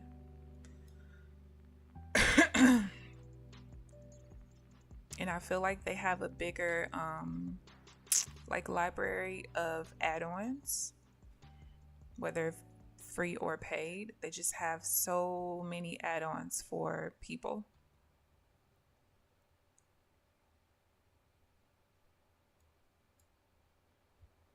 Did he stop his stream? Oh no, he just stopped talking. 49,000 requested in payouts this week.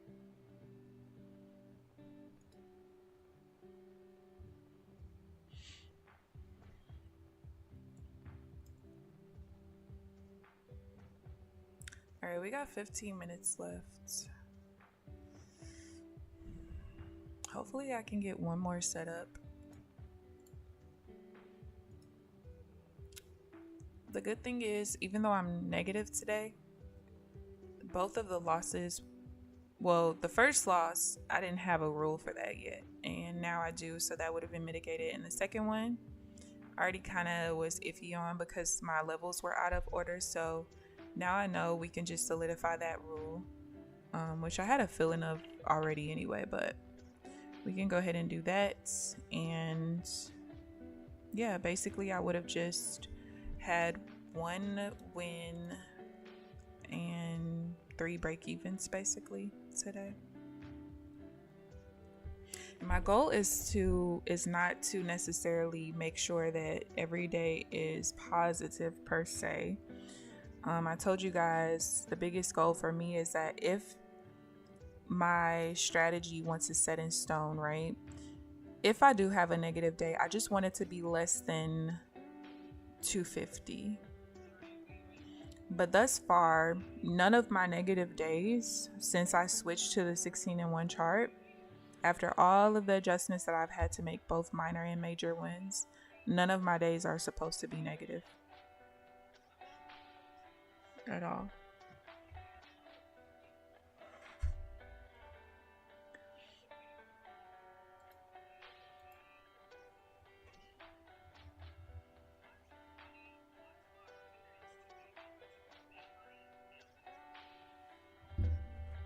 What do I mean with my broker personal account? Yeah, so I can't trade my personal account on, I have an account with NinjaTrader. It used to be called Dorman, but now I'm pretty sure it's just the NinjaTrader brokerage, and I can't trade it. It's not supported on 8.026 anymore, which is the NinjaTrader version that I use. You have to be on at least 8.028. But like I said, I'm not worried about trading a personal account anytime soon, because literally once I get to the point of payouts, I already have a plan for how I'm going to divvy up the money, which my major, I wouldn't say concern, but the major goal right now is to, number one, put off money to the side to pay myself back for all the money that I used out of my savings to live off of for the last almost 2 years, which really honestly a couple of payouts and I've paid myself back. It's not going to take much. What is the high of that? 40.50. And then I also, of course, will put money off to the side for taxes and stuff like that and current living expenses. And then my big goal of paying my mom's house off.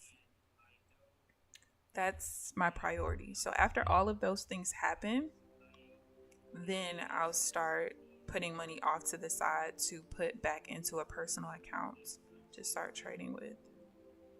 Because as much as I love the idea of leveraging props, the reality is if you're really good at what you do, you're going to be asked to go live, and going live doesn't make sense. You're better off getting your own personal account or just trading your personal account. Now, it seems like with Apex, you're not really asked to go live until you've withdrawn $1 million.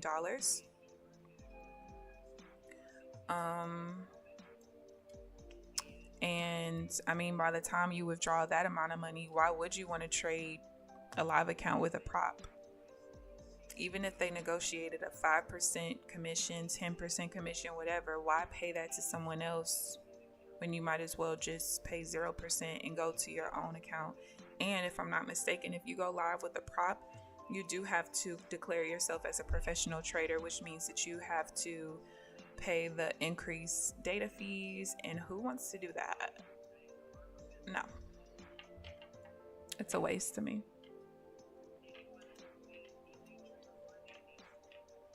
Power yesterday, Max Mercedes took down $10,000 on a short during power hour. Jeez Louise.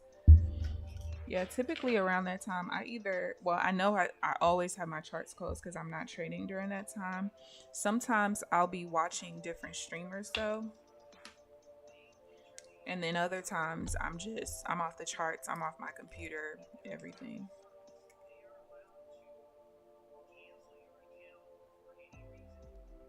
Let me put this.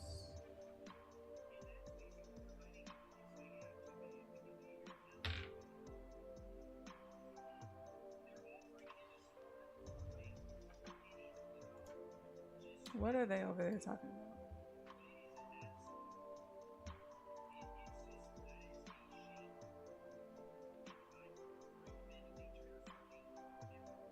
Oh, they're talking about how you shouldn't trade with Elite Trader funding. I know they're going through some kind of lawsuit or something, because it seems like when you try to withdraw a lot of money from them, they'll just close your account for literally no reason and basically remind you that in their agreement they have the right to do that.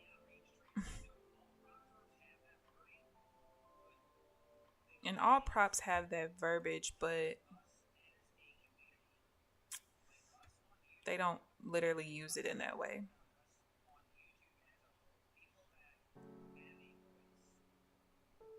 All right, we got 8 minutes. Still haven't seen anything that I like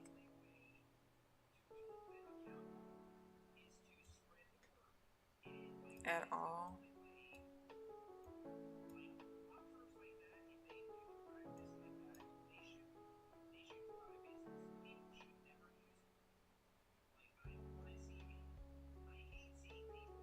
What I would like to see in the next 7 minutes is us to push through this new high, come back, or the session high, create a new high, pull back, and give me one little pullback trade. That would be nice.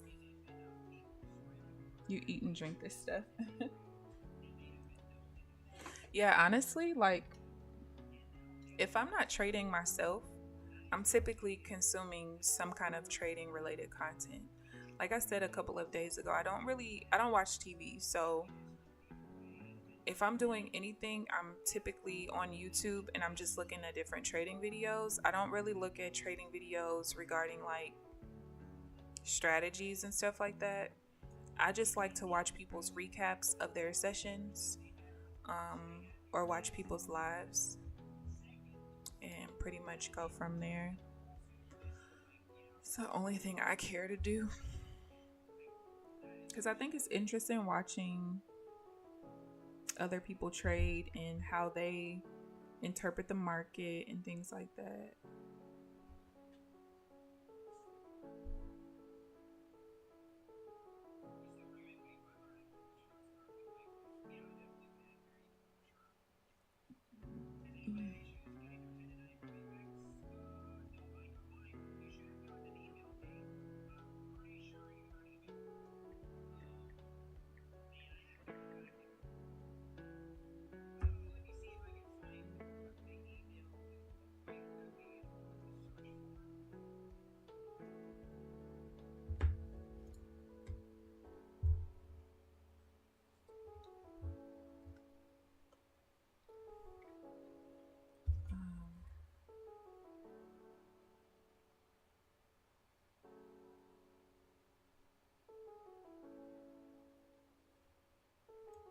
All right, we got the breakout. We got the breakout.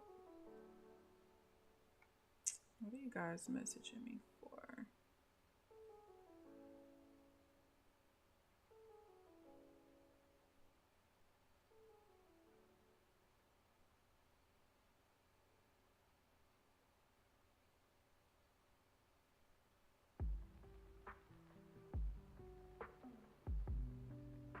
Everyone will need a new Wise card with current ones working until June 3rd.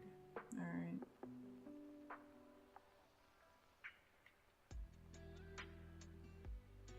Good to know.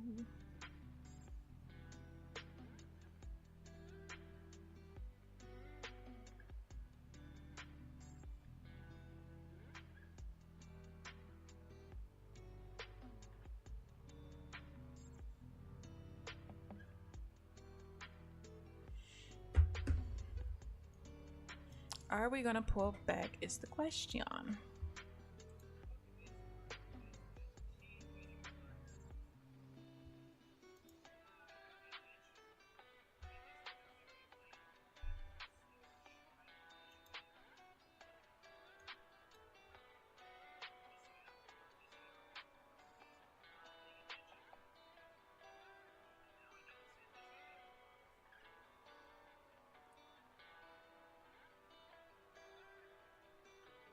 You seen a gentleman in Las Vegas, oil trader named Mark Fisher, put a 20,000 oil futures contract. I could not believe. Oh my gosh. I haven't looked at crude oil in so long. Let me go look. I actually used to like trading crude oil because it was so linear. But then, I don't know. I feel like once I got into the crack of the Nasdaq, that was it for me. I didn't look at anything else after that. Oh wait, I'm on the wrong contract. Let me see.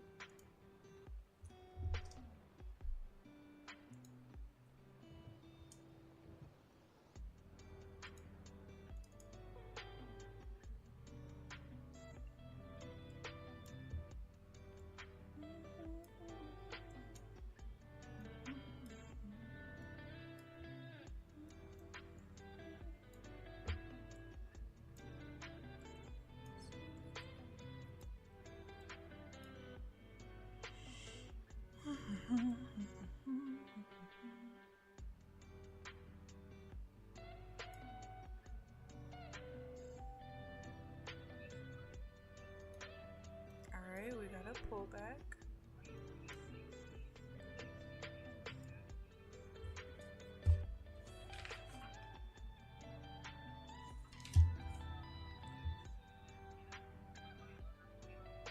I just don't know if it's going to stall here long enough for me to be able to take it, and it also needs to happen soon. So I'm only trading another minute and 15 seconds.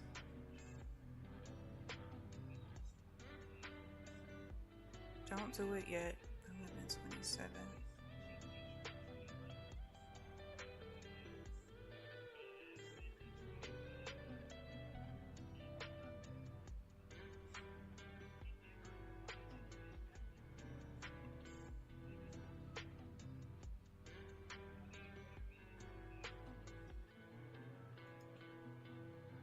There's a girl on YouTube, Tori Trades. I think she primarily trades crude oil. I think she started trading platinum too, if I'm not mistaken, but it seems like her bread and butter was crude oil.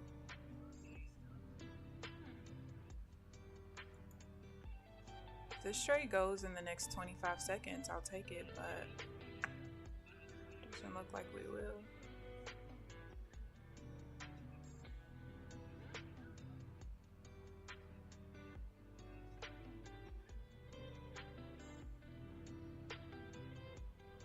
It stalled as long as I wanted it to, but it just did not push up. You suck, market. Alright. If this pushes up right at 11,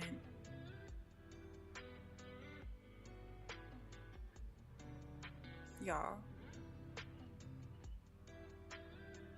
you cannot be serious. You just can't.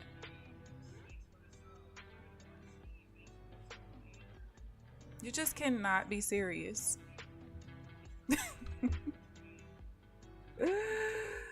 Y'all, the bar literally closed at 11 and 10 seconds. This is the buy I was legit sitting here waiting for.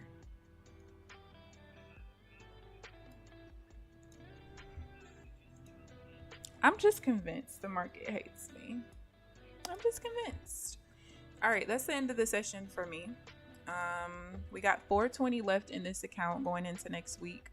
If it blows, it blows. It is what it is, but I'll be trading a 50K next week along with this one. I'll be copying into this account. I'm someone who I like for my leader account to be the account that has the most drawdown left in it. Just me personally, because it's very easy to just, if an account blows, just remove it from the copier and keep it moving. I don't have to change things around while the market's moving. But yeah, 420 left in the account. Honestly, not a horrible week, even though I did just start this account on Monday. Not a super horrible week though. Like I told you guys yesterday, most of my losses have been from small adjustments that needed to be made to my strategy. The foundation of the strategy is 100% laid, but it's certain setups where, because I don't have, or I didn't have a lot of data for that particular setup, the way it was, the exact way it was, I just needed more data. And after this week, I have enough data collected where I can for sure like solidify certain rules. So I'm definitely going to have to redo my cheat sheet a little bit, because there just are rules that are more restrictive now, and that's how we're going to trade them from now on. What I'm hoping is that by the end of next week, or probably this weekend, if I have enough time, I am going to go through and a couple of other places where I have like question marks, I'm not so sure. I want to try to see if I have enough data with all of March this week, and then like the partial back test that I completed when I first changed over to a 16-in-1 chart. I want to see if I have enough data for those particular setups and volume patterns to be able to go ahead and solidify the rules, so that going into next week, there's no question about any setup. You just know what you're looking for no matter what, and just kind of going from there. So we'll see. But I thank you guys for tuning in. Yes, Mike, you're late to the party. We out of here. You can do whatever you want, bro, Jack. I'm done. 61% retracement is crazy. Yeah. It just hit the 61 on the 4-hour chart. So let's see what ends up happening. I mean, I'm not going to trade nothing, but yeah. But yeah, I thank you guys for tuning in. Please like the video on your way out. Subscribe if you haven't already. But other than that, I will see you guys bright and early Monday morning at 9 a.m. Central Standard Time. I'm hoping that next week is a good week. Enjoy the rest of your day, guys. Bye.